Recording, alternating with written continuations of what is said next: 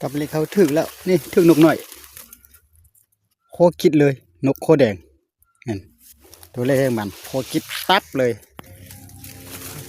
เต็มที่สองกับลองมันสิเหลือบ่เนี่ยยังบ่ตายยังบ่ตายยังบ่ตายขออนุญาตเก็บก่อนมันบ่ตายเถอะพี่น้องเอ้ยเก็บก่อนเด้อนกอันนี้น้ำตายคักนี่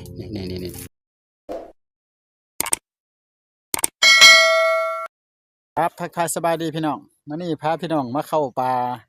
ใส่กับนกคือเก่าเด้อใส่กับนกมาหาอยู่หากินนี่แหละนี่อันนี้มันกับเล็กอยู่ในถุงนี่นะแต่ตัวเปี้ยนี่มันเป็นกับรองกับเล็กหันเอามา11อันกับรองหันมา17อันแต่ว่าก็ลองเบิ่งพี่น้องเอ้ยเนาะก็ใส่มาประมาณ4-5หลังนี่แหละเดี๋ยวนี้กำลังจะไปใส่ไป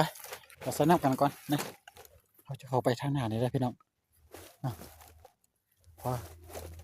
จุดนี้หันก็เอาจันกับบ่ได้มาใส่จักเทื่อได้นี่เขาจะใส่ไปเรียบๆนี่พี่น้องใส่เข้าไปนี่เราจะบ่ได้มาโดนละพี่น้องหาก็เปิดซากใหม่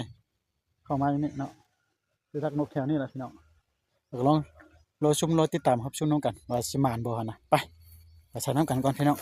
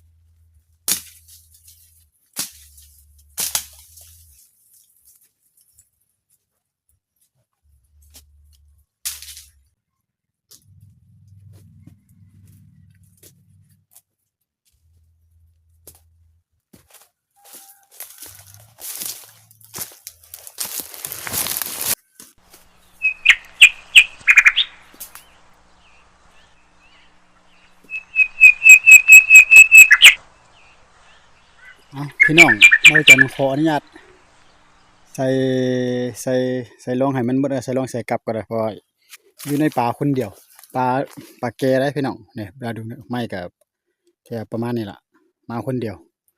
ดักนกคือเก่าพี่น้องเนาะขออนุญาตใส่ก่อนพี่น้อง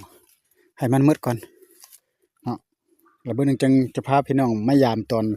ยามแล้วก็เขาใส่หมดแล้วก็จะเบิ่งอีกเทื่อนึงแล้วก็กลับไปเฮือนเนาะพี่น้องเนาะนี่เบาจันจะพาพี่น้องไปเบิ่งกลับก่อนกลับเล็กกลับอันน่ะลองเด้อตัวใดทึกจึงจะทายตัวใดบ่ทึกก็สิบ่ได้ทายเด้อใส่อยู่อ้อมไปอยู่เพิ่นล่ะหากก็ใส่แล้วออกมาซื่อๆดอกก็จะว่าฉันออกไปเบิ่งมันจะทึกจักตัว2ตัวบ่นะกับเลยเขาถึกแล้วนี่ถึกนกหน่อยโคคิดเลยนกโคแดงเห็นตัวแรกมันโคคิดตับเลยเต็มที่สองกับลองมันสิเหลือบ่เนี่ยยังบ่ตายยังบ่ตายยังบ่ตายขออนุญาตเก็บก่อนมันบ่ตายเถอะพี่น้องเอ้ยเก็บก่อนเด้อนกอันนี้น้ำตายคักนี่สบายดีตอนบ่ายๆจะพาพี่น้องไปยามกับเหี่ยวเลยเด้อพี่น้องเอ้ยต้องได้ข้ามคลองนี้ไปเนาะไปพาพี่น้องไปยามเลยต้องได้ข้ามอยู่นี่ไปได้พี่น้องเอ้ยจะไปฮอดบ่เบิ่งจากนี้ลุยอุ้ยอย่าลุ่มใส่น้ำได้พี่น้องบ่ได้เนาะลุ่มใส่น้ำอันตรายได้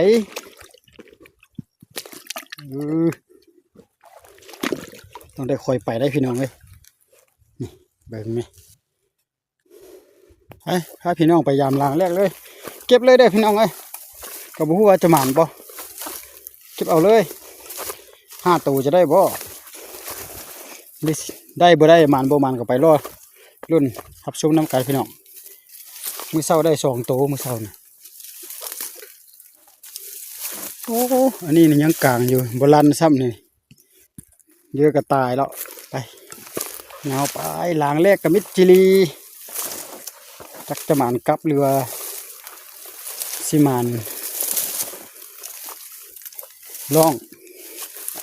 นกกดนะบางจะใส่อยู่นี่บริเวณใส่ได้ใส่เอานกกดเด้อ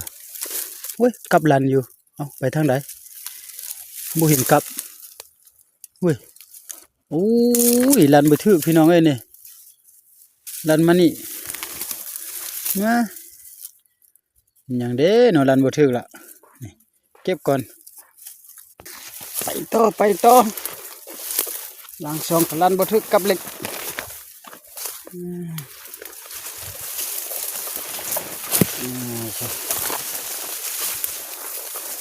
นกกดนะไปทางใดอะช่วงไหนเราจะใส่เอานกกดเด้อ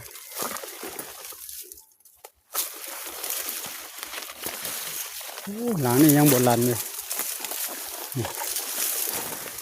เยอะก็ยังพอกินได้อยู่นกก็ได้เบิ่งมานี่นะมีเศร้ากับลันฟ้าวหลังนี่นะเดี๋ยวนี้ก็ลันอีกละไม่ลันบ่ถืออีกแล้วพี่น้องใส่กับแล้วแนวนี้นะเป็นหยังวะนั่นลัน2เทื่อยังบ่ถือตอนเช้าก็ลันเดี๋ยวนี้ก็ลันก็บ่ถือโอ้กับเล็กลัน2หลังแล้วลันบ่ถือพี่น้องกับเล็กน่ะนะคือว่าลันเป่าอ่ะไปเบิ่งลองเบิ่งเด้อนี่ลองก็อยู่นี่ก็บ่ลันซับนกไปใส่เนาะบ่มากินเหยื่อซ้ำเนี่ยยังกลางอยู่โอ้ยเหยื่อยังดียังบ่ตายพี่น้องเหยื่อก็ได้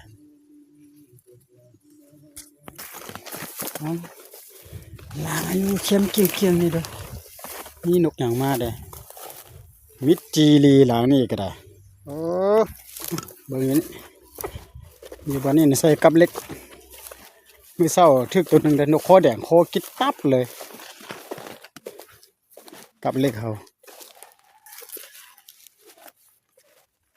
โอ้ตอนนี้นี่บ่ลันเลยมีแต่มื้อเช้าลันถึงนกคอแดงเดี๋ยวนี้บ่ลันเก็บก่อนโอ้พี่น้องยามาหลายหลังยังก็บ่ถึงหยังวะเอ้ยเป็นจังไดนี่ก็กับเล็กเด้กับหยังได้ก็ใส่ไปพร้อมกันก็เป็นจังไดนี่อันนี้ก็บ่ลันอยู่คือเก่าอยู่นี่เห็นบ่ยังบ่ลันซ้ำกับเล็กโลนกไปใส่เนาะคือมิตรจีรีโอ้ตอนสอนนี่ประมาณพี่น้องมันไม่ได้นกพอตัวนี่อันนี้ก็บอลันนี่ร้องกับบอลันกับกับบอลันนั่นอยู่ไว้มัดพี่น้องนกไปใส่ว่าคือมิตรจีรีพี่น้อง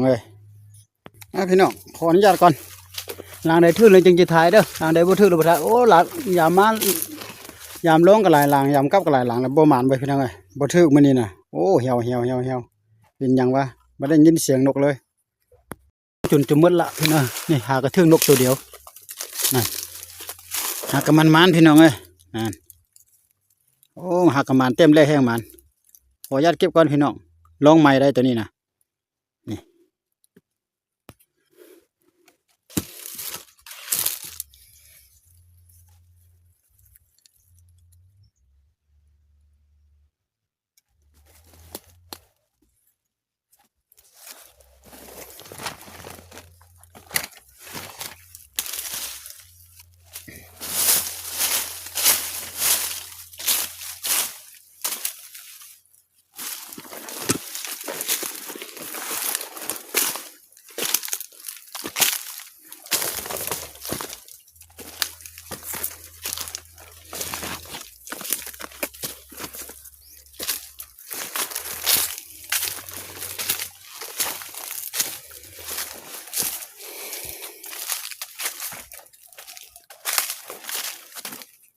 โอ้หลังนี่กับลัน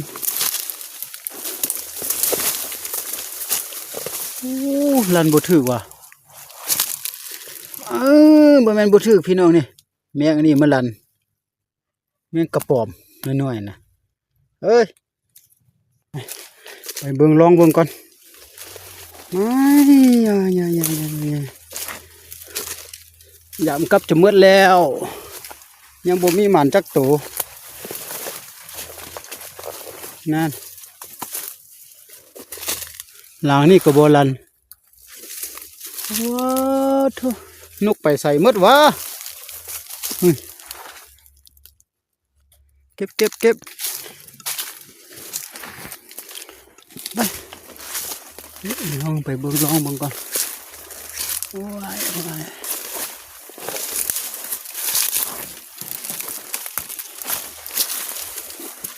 โอ้ถึกอีกแล้วหลังนี่นะมื้อเช้าก็ถึกอยู่ลองหันเห็นละมื้อเช้าก็หลังนี่เด้อเดี๋ยวนี้ก็หลังนี่หลังเก่าหลังเดิมนี่ไม่ใส่บ่แน่นี่จริงถึกอยู่ในป่านบ่ถึกพี่น้องนี่ก็ยังบ่ตายอีกแล้วพี่น้องนั่นๆขออนุญาตเก็บก่อนพี่น้องเอ้ยโอ้สรุปผลงานตอนสายพี่น้องได้แต่นก2ตัวนี่ตอนเช้า2ตัวตอนแลง2ตัวแต่รวมเป็น4ตัวแต่ว่า2ตัวเบาจัดนี่ๆให้อ้ายเพิ่นนี่ๆเฮือนให้พี่น้องเห็นบ่นี่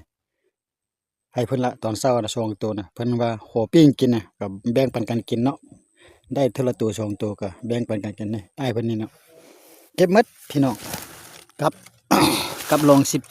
17กับเล็ก10ตัวหนึงน่ะบ่ได้ใส่ตัวหนึงน่ะเนาะมันพีล็อกบ่มีพี่น้อง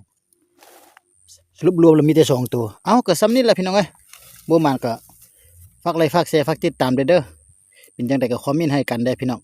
เพื่อบ่พลาดคลิปใหม่ๆต่อไปเนาะบ๊ายบายพบกันคลิปต่อไป